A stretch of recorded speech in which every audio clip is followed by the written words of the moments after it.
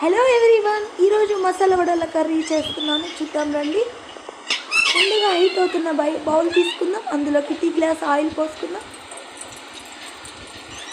నాకు హైట్ సరిపోవట్లేదు, ఒక స్పూన్ తెచ్చుకుందాం. హైట్ ఎక్కువైపోయింది, అయ్యో ఏం చేద్దాం.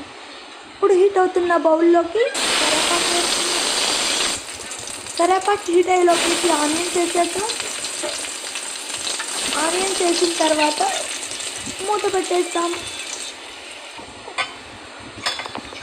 ఇలా మూత పెట్టడం వల్ల మనకి ఆనియన్స్ త్వరగా మగ్గుతాయి. నెక్స్ట్ టమాటాస్ వేసేద్దాం. టమాటాస్ వేసిన తర్వాత సాల్ట్ వేసుకొని కారం, పసుపు అన్నీ వేసుకొని బాగా మిక్స్ చేసుకోవాలి.